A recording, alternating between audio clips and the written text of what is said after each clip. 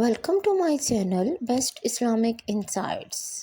بسم اللہ الرحمن الرحیم۔ السلام علیکم ورحمۃ اللہ وبرکاتہ۔ پیارے ناظرین، محرم الحرام میں قرآن کی یہ سورت ضرور پڑھ لو۔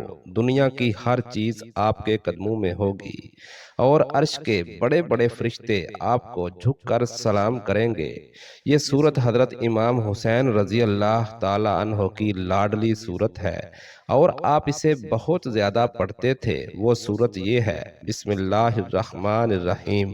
ناظرین، جیسا کہ ہم سب جانتے ہیں کہ محرم الحرام کا بابرکت مہینہ چل رہا ہے اور محرم الحرام کی بابرکت راتوں میں جو بندہ اللہ تبارک و تعالیٰ کے قریب ہو جائے تو پھر وہ زندگی کے ہر میدان میں بلند ہو جاتا ہے۔ یہ وہ بابرکت سورت مبارکہ ہے کہ جسے حضرت امام حسین رضی اللہ تعالیٰ عنہ نے بار بار پڑھا۔ اللہ تعالیٰ کو بے حد پسند تھی اگر قرآن کریم کی یہ بابرکت سورت محرم الحرام کی بابرکت راتوں میں پڑھ لی جائے تو قسمت چمک اٹھتی ہے۔ یہ وہ سورت ہے کہ جس کے لفظوں میں وہ نور ہے کہ جو غموں کو رحمت بنا دیتے ہیں۔ ناظرین، جان لیجئے یہ سورت مبارکہ کوئی عام سورت نہیں ہے، یہ وہ سورت ہے جس سے حضرت امام حسین رضی اللہ تعالیٰ عنہ کے دل کو سکون ملتا تھا۔ ان کی زبان پر سب سے زیادہ اس سورت مبارکہ کا ذکر ہوتا تھا۔ ان کی دعا میں اسی سورت کی تلاوت شامل ہوتی تھی۔ میدان کربلا میں، سجدے میں، قیام میں، رات کی تنہائیوں میں یہی وہ سورت تھی کہ جس کو وہ تلاوت فرماتے تھے۔ جو پڑھتا ہے اللہ تبارک و تعالی اس پر اپنی رحمتوں اور برکتوں کا نزول فرماتا ہے۔ اللہ تعالیٰ اسے بے تحاشا عزت و شہرت عطا کرتا ہے اور آسمان کے فرشتے اس سورت کے پڑھنے والے کو سلام پیش کرتے ہیں۔ یہ سورت رزق کی تنگی اور غربت کو ہمیشہ کے لیے مٹا دیتی ہے۔ جو شخص بھی محرم الحرام میں یہ بابرکت سورت مبارکہ پڑھتا ہے تو پھر اس کے رزق میں، اس کے مال میں اللہ تبارک و تعالی بے تحاشا اضافہ فرماتے ہیں۔ اللہ تعالیٰ اس شخص کے لیے رزق اور دولت کے سارے دروازے کھول دیتے ہیں۔ ناظرین، حضرت عمر فاروق رضی اللہ تعالیٰ عنہ کے زمانے میں ایک پرہیزگار نوجوان تھا۔ وہ مسجد میں گوشہ نشین رہتا اور اللہ کی عبادت میں مصروف رہتا تھا۔ حضرت عمر فاروق رضی اللہ تعالیٰ عنہ کو وہ شخص بہت پسند تھا۔ اس جوان کا باپ زندہ تھا اور وہ شخص عشاء کی نماز کے بعد اپنے بوڑھے باپ سے ملنے روزانہ جایا کرتا تھا۔ راستے میں ایک عورت کا مکان تھا۔ جب عورت اس خوبصورت نوجوان کو روزانہ وہاں سے گزرتے دیکھتی تو وہ عورت اس نوجوان پر فریفتہ ہو گئی اور اسے بہکانے لگی۔ روزانہ دروازے پر کھڑی رہتی اور اسے بہکایا کرتی۔ ایک رات اس شخص کا وہاں سے گزر ہوا تو اس عورت نے بہکانا شروع کیا، یہاں تک کہ وہ شخص اس عورت کے پیچھے ہو گیا۔ جب وہ نوجوان عورت کے دروازے پر پہنچا تو پہلے عورت اپنے مکان میں داخل ہو گئی، پھر یہ شخص بھی داخل ہونے لگا۔ اچانک اس نے اللہ کو یاد کیا اور یہ آیت اس کی زبان سے بے ساختہ جاری ہو گئی، بے شک جو لوگ خدا سے ڈرتے ہیں انہیں شیطان نہیں چھو سکتا۔ وہ چونک جاتا ہے اور یہ آیت پڑھتا ہے، اس کی آنکھیں کھل جاتی ہیں اور پھر وہیں بے ہوش ہو کر دروازے پر گر پڑتا ہے۔ اندر سے عورت آئی اور یہ دیکھا کہ جوان اس کے دروازے پر بے ہوش پڑا ہے۔ اس کے اپنے اوپر الزام آنے کا اندیشہ ہوا، چنانچہ اس نے اپنے ایک آدمی کی مدد سے اس جوان مرد کو وہاں سے اٹھا کر اسے دروازے سے باہر ڈال دیا۔ ادھر بوڑھا باپ اپنے لڑکے کی آمد کا منتظر تھا۔ جب بہت دیر تک اس کا بیٹا نہ آیا تو اس کی تلاش میں گھر سے نکلا، دیکھا کہ دروازے پر بیٹا بے ہوش پڑا ہے۔ بوڑھے نے اپنے گھر والوں کو بلایا، اس کو اٹھا کر اپنے گھر کے اندر لے گیا۔ رات کو جوان ہوش میں آیا۔ باپ نے پوچھا، بیٹا تجھے کیا ہو گیا تھا؟ اس نے جواب دیا، بابا خیریت ہے، کچھ نہیں ہوا۔ بابا نے واقعہ کی حقیقت دریافت کی تو اس نے پورا واقعہ بیان کر دیا۔ پہلے بابا نے پوچھا، وہ کون سی آیت تھی جو تو نے پڑھی؟ یہ سن کر بیٹے نے آیت پڑھ کر سنائی اور پھر بے ہوش ہو گیا۔ اس کو ہلایا تو معلوم ہوا کہ وہ مر چکا ہے۔ چنانچہ رات کو دفن کر دیا گیا۔ جب صبح ہوئی اور حضرت عمر فاروق کو اس نوجوان کے انتقال کی خبر ملی تو اس بوڑھے باپ کے پاس اس کی تعزیت کے لیے گئے۔ اذیت کے بعد شکایت کی کہ مجھے کیوں خبر نہ دی۔ اس نے کہا اے امیر المومنین، رات ہونے کی وجہ سے اطلاع نہ دے سکے۔ حضرت عمر فاروق رضی اللہ تعالیٰ عنہ نے فرمایا مجھے اس کی قبر پر لے چلو۔ قبر پر جا کر فرمایا بے شک اس شخص کے لیے جو خدا سے ڈرتا ہے 2 باغ ہیں۔ اس شخص نے قبر کے اندر سے جواب دیا اے عمر، مجھے 2 جنتیں دے دی گئی ہیں۔ سبحان اللہ۔ ناظرین، شواہد النبوہ میں باب العلم شیر خدا حضرت علی رضی اللہ تعالیٰ عنہ کی کرامت اور معراج العلم کا واقعہ کچھ یوں بیان کیا گیا ہے، اور یہ ناقابل یقین واقعہ حضرت سیدنا علی المرتضیٰ رضی اللہ تعالیٰ عنہ کے دور خلافت سے ثابت ہوا ہے۔ امیر المومنین حضرت علی رضی اللہ تعالیٰ عنہ کے دور خلافت سے کچھ دور ایک مسجد کے پہلو میں 2 میاں بیوی رات بھر جھگڑا کرتے رہے۔ صبح کو امیر المومنین حضرت علی رضی اللہ تعالیٰ عنہ نے دونوں کو بلا کر جھگڑے کا سبب دریافت فرمایا تو شوہر نے عرض کیا اے امیر المومنین، میں کیا کروں؟ نکاح کے بعد مجھے اس عورت سے بے انتہا نفرت ہو گئی ہے۔ میرا رویہ دیکھ کر مجھ سے بیوی جھگڑا کرنے لگی، پھر بات بڑھ گئی اور رات بھر لڑائی ہوتی رہی۔ امیر المومنین حضرت علی رضی اللہ تعالیٰ عنہ نے تمام حاضرین دربار کو باہر نکال دیا اور عورت سے فرمایا ایک میں تم سے جو سوال کروں اس کا سچائی سے جواب دینا۔ پھر آپ رضی اللہ تعالیٰ عنہ نے فرمایا اے عورت، تیرا نام یہ ہے، تیرے باپ کا نام یہ ہے۔ عورت حیران ہوئی کہ امیر المومنین حضرت علی رضی اللہ تعالیٰ عنہ کو یہ سب کچھ کیسے معلوم ہوا، حالانکہ اس نے بتایا بھی نہیں۔ بولی بالکل ٹھیک آپ نے بتایا ہے۔ پھر آپ نے فرمایا عورت، تو یاد کر کے تو زناکاری سے حاملہ ہو گئی تھی اور ایک مدت تک تو اور تیری ماں اس حمل کو چھپاتی رہیں۔ جب درد زاہ شروع ہوا تو تیری ماں تجھے اس گھر سے باہر لے گئی۔ جب بچہ پیدا ہوا تو اس کو ایک کپڑے میں لپیٹ کر اسے میدان میں ڈال دیا۔ اتفاق سے ایک کتا اس بچے کے پاس آیا، تیری ماں نے اس کتے کو پتھر مارا، لیکن وہ پتھر بچے کو لگا اور اس کا سر پھٹ گیا۔ تیری ماں کو بچے پر رحم آ گیا اور اس نے بچے کے زخم پر پٹی باندھ دی۔ پھر تم دونوں وہاں سے بھاگ کھڑی ہوئیں۔ اس کے بعد اس بچے کی تم دونوں کو کچھ خبر نہ ملی۔ کیا یہ واقعہ سچ ہے؟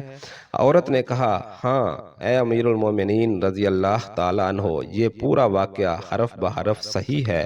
آپ رضی اللہ تعالیٰ عنہ نے فرمایا اے مرد، تو اپنا سر کھول کر اس کو دکھا دے۔ مرد نے سر کھولا تو زخم کا نشان موجود تھا۔ اس کے بعد امیر المومنین حضرت علی رضی اللہ تعالیٰ عنہ نے فرمایا اے عورت، یہ مرد تیرا شوہر نہیں بلکہ تیرا وہی بیٹا ہے جسے تو پھینک کر چلی گئی تھی۔ تم دونوں اللہ تعالیٰ کا شکر ادا کرو کہ اس نے تم دونوں کو حرام کاری سے بچا لیا۔ اب تو اپنے بیٹے کو لے کر اپنے گھر چلی جا۔ ناظرین، جو بھی لڑکا یا لڑکے ناجائز تعلقات قائم کرتے ہیں یا غیر شرعی دوستیاں محبت کرتے ہیں، وہ اپنے اس برے فعل کو چھپانے کی حتی الامکان کوشش کرتے ہیں۔ وہ چاہتے ہیں کہ والدین ان کے کاموں سے بے خبر رہیں، حالانکہ وہ یہ جانتے ہیں کہ اللہ ان کے ہر فعل سے باخبر ہے، پھر بھی ان کے دل میں اللہ کا خوف پیدا نہیں ہوتا۔ ایسا کیوں؟ کیونکہ والدین نے بچپن سے ان کے دل و دماغ میں اللہ کے خوف کی بجائے اپنا ذاتی خوف رکھا، اپنا دبدبا اور سزا کا ڈر بٹھایا ہوا تھا، اس لیے آج وہ اللہ سے بے پرواہ ہو کر والدین سے چھپ کر گناہوں کا ارتکاب کرتے ہیں۔ اور ایسے بھی والدین ہیں جنہوں نے اپنی اولاد کی تربیت خوف خدا پر کی، تو ان کی اولاد نے ہمیشہ برائیوں سے اپنے آپ کو باز رکھا اور ہمیشہ اللہ کی بڑائی کو سامنے رکھ کر ہر قسم کی برائی سے محفوظ رہے۔ اس ویڈیو میں پیش کیے گئے دونوں واقعات سے ثابت ہوتا ہے کہ جو لوگ اللہ کے خوف سے ڈر جاتے ہیں، وہ زنا کو خوف خدا کے باعث حرام و کبیرہ گناہ سے اپنے آپ کو محفوظ رکھ پاتے ہیں، اور اللہ کے ہاں انہیں 2 جنتیں عطا کی جاتی ہیں۔ قیامت کے دن جب انسان ایک نیکی کے لیے ترس رہا ہوگا، سوچیں اگر اس وقت انسان کو 2 جنتیں ایک ساتھ عطا کر دی جائیں تو یہ کیسا ہوگا۔ آج ہم خوف خدا کو بھول چکے ہیں، ہمیں تو یہ ڈر بھی نہیں ہوتا کہ کل دربار خداوندی میں حاضر ہونا ہے۔ خوف خدا کو پس پشت ڈال چکے ہیں، گناہوں کی لذتوں میں مست اپنی زندگی کو تباہی کی دلدل میں پھینکے جا رہے ہیں۔ ایک ایک سیکنڈ جب گزر جاتا ہے تو قیامت اتنی قریب ہوتی جا رہی ہے۔ روز بروز گناہوں میں اضافہ کر کے کندھوں پر موجود فرشتوں میں دائیں فرشتے کو خوب دغا دیتے ہیں، اور ان تمام گناہوں سے دور رہنے کی تجویز کیا ہوگی کہ اگر ہم ہر وقت یہ دھیان رکھیں کہ اللہ ہمیں دیکھ رہا ہے اور اللہ ہر چیز پر قادر ہے کہ زمین کو جو حکم کرے کہ فلاں چیز کو نکل جا تو ہمارا کیا ہوگا۔ اگر یہ سوچ فکر بن جائے تو انشاءاللہ گناہوں کی نحوست سے ہاتھ دھو بیٹھیں گے۔ پیارے ناظرین، سورۃ فاتحہ وہ سورت ہے کہ جسے حضرت امام حسین رضی اللہ تعالیٰ عنہ نے کبھی نہ چھوڑا۔ رسول اکرم صلی اللہ علیہ وآلہ وسلم نے فرمایا، سورۃ فاتحہ میرے اور میرے بندے کے درمیان دو حصوں میں تقسیم کی گئی ہے، نصف میرے لیے ہے اور نصف میرے بندے کے لیے ہے، اور جو کچھ میرا بندہ مانگتا ہے وہ اس کو دیا جائے گا۔ پھر رسول اللہ صلی اللہ علیہ وآلہ وسلم نے فرمایا کہ میرا بندہ جب کہتا ہے الحمدللہ رب العالمین تو اللہ فرماتا ہے کہ میرے بندے نے میری حمد کی ہے، اور جب وہ کہتا ہے الرحمن الرحیم تو اللہ فرماتا ہے کہ میرے بندے نے میری تعریف و ثنا بیان کی ہے، اور جب بندہ کہتا ہے مالک یوم الدین تو وہ فرماتا ہے کہ میرے بندے نے میری بزرگی بیان کی ہے، اور جب بندہ کہتا ہے ایاک نستعین اللہ فرماتا ہے کہ یہ آیت میرے اور میرے بندے کے لیے مشترک ہے، کیونکہ اس میں ایک پہلو حق تعالیٰ کی حمد و ثنا کہے اور دوسرا پہلو بندے کی دعا کا ہے۔ اس کے ساتھ یہ بھی ارشاد ہوا ہے کہ میرے بندے کو وہ چیز ملے گی جو اس نے مانگی ہوگی۔ پھر جب بندہ کہتا ہے اہدنا الصراط المستقیم سے لے کر آخر تک تو اللہ فرماتا ہے یہ سب میرے بندے کے لیے ہے اور اسے وہ سب کچھ ملے گا جو وہ مانگے گا۔ پیارے ناظرین، جان لیجئے کہ رسول اکرم صلی اللہ علیہ وآلہ وسلم نے فرمایا، قسم اس ذات کی جس کے قبضہ و قدرت میں میری جان ہے کہ سورۃ فاتحہ کی نظیر نہ تو تورات میں نازل ہوئی، نہ انجیل میں، اور نہ زبور میں، اور نہ قرآن کریم میں، اور نہ کوئی قرآن کریم میں دوسری سورت اس کے مثل ہے۔ نبی کریم صلی اللہ علیہ وآلہ وسلم نے فرمایا کہ یہ سورت یعنی سورۃ فاتحہ ہر طرح کی بیماری کی شفا ہے۔ جان لیجئے کہ نبی کریم صلی اللہ علیہ وآلہ وسلم نے اس سورت مبارکہ کے بارے میں بیان فرمایا کہ یہ سورت قرآن کی سب سے عظیم سورت ہے۔ یہ وہ سورت ہے جس کے بغیر نماز قبول نہیں ہوتی۔ اس سورت کو ہر نماز میں پڑھنا لازم ہے۔ ناظرین، سورۃ فاتحہ کا ایک اہم ترین پیغام ہے جو یہ کہ اللہ رب العزت کی تعریف اللہ تبارک و تعالیٰ کو بے حد پسند ہے۔ حضرت عبداللہ ابن عباس رضی اللہ تعالیٰ عنہ نے فرمایا کرتے تھے کہ ہر شکر کرنے والے کی زبان کا یہ وتیرہ ہے کہ زبان پر الحمدللہ جاری ہوتا ہے۔ حضرت آدم علیہ السلام کے جسم میں جب اللہ سبحانہ و تعالیٰ نے روح ڈالی تو ان کی زبان پر جو سب سے پہلا کلمہ آیا تھا وہ الحمدللہ تھا۔ حضرت سیدنا نوح علیہ السلام نے بھی فرمایا، پھر جب تم تمہارے ساتھ والے کشتی پر بیٹھ جاؤ تو تم کہنا کہ تمام تعریفیں اس اللہ کے لیے ہیں جس نے ہمیں ان ظالموں سے نجات دی۔ سورۃ المومنین۔ اور سیدنا ابراہیم علیہ السلام نے بھی یہی کہا کہ اور سب خوبی اللہ کے لیے جس نے مجھے بڑھاپے میں اسماعیل اور اسحاق دیے، بے شک میرا رب دعا سننے والا ہے۔ سورۃ ابراہیم۔ اور اسی طرح حضرت داؤد علیہ السلام کے لیے بھی یہی بات فرمائی گئی، اور بے شک ہم نے داؤد اور سلمان کو بڑا علم عطا فرمایا، اور انہوں نے کہا کہ سب خوبیاں اللہ کے لیے ہیں جس نے ہمیں اپنے بہت سے ایمان والے بندوں پر فضیلت بخشی۔ سورۃ نمل۔ اور اللہ رب العزت نے پیارے پیغمبر حضرت محمد مصطفیٰ صلی اللہ علیہ وآلہ وسلم سے بھی مخاطب ہو کر فرمایا، اور یوں کہو سب خوبیاں اللہ کے لیے ہیں جس نے اپنے لیے بچہ اختیار نہ فرمایا، اور بادشاہی میں کوئی اس کا شریک نہیں، اور کمزوری سے کوئی اس کا حمایت ہی نہیں، اور اس کی بڑائی بولنے والے کو تکبیر کہو۔ سورۃ بنی اسرائیل۔ اور پھر اللہ تبارک و تعالیٰ نے قرآن پاک میں ارشاد فرمایا کہ اگر جنتیوں کی زبان پر بھی کوئی بات ہوگی تو وہ ہوگی، وہ کہیں گے کہ سب خوبیاں اللہ کے لیے ہیں جس نے ہم سے غم دور کر دیا ہے، بے شک ہمارا رب بخشنے والا، قدر فرمانے والا ہے۔ سورۃ فاتحہ۔ پھر یوں کہے گی تمام تعریفیں اللہ کے لیے ہیں جو تمام جہانوں کا پالنے والا ہے، سورۃ یونس۔ اور پھر احادیث سے بھی ہمیں یہ بات معلوم ہوتی ہے کہ جنت میں داخلے کے لیے جن لوگوں کو سب سے پہلے بلایا جائے گا اور آواز دی جائے گی تو وہ لوگ ہوں گے جو اللہ کی حمد و تعریف و صلح کرنے والے ہوں گے۔ اور اللہ کے رسول صلی اللہ علیہ وآلہ وسلم کو قیامت کے دن جو جھنڈا دیا جائے گا وہ اللہ کی تعریف کا پرچم ہوگا۔ رسول اللہ صلی اللہ علیہ وآلہ وسلم نے فرمایا، آدم سے لے کر قیامت تک کی آدمیت بشمول انبیاء اور ساری انسانیت اور میرے اس پرچم تلے ہوگی۔ اور اللہ کے رسول صلی اللہ علیہ وآلہ وسلم کو مقام محمود عطا کیا جائے گا۔ تو ثابت ہوا کہ اللہ کی تعریف اللہ کو بے حد پسند ہے۔ رسول اکرم صلی اللہ علیہ وآلہ وسلم کے صحابی بیان فرماتے ہیں کہ قیامت والے دن جو ترازو قائم کیا جائے گا، یعنی جس ترازو میں نیکیوں اور برائیوں کا وزن کیا جائے گا، وہ اتنا بڑا ترازو ہوگا اگر ساتوں آسمان اور ساتوں زمینیں اس ترازو کے ایک پلڑے میں رکھ دی جائیں تو وہ ایک پلڑا بھی نہیں بھرے گا۔ لیکن اللہ کی تعریف کا کلمہ، یعنی جو اللہ کے فیصلے پر خوش ہوتا ہے اور اللہ کی تعریف کرتا ہے، یہ کلمہ اپنی زبان پر لے آتا ہے، یعنی الحمدللہ۔ مبارک کلمے کی وجہ سے قیامت کے دن میزان کے دونوں پلڑے نیکیوں سے بھر جائیں گے، جب ایک پلڑا 14 کے 14 طبق رکھ دینے سے بھی نہیں بھرے گا۔ سبحان اللہ، الحمدللہ، اللہ اکبر۔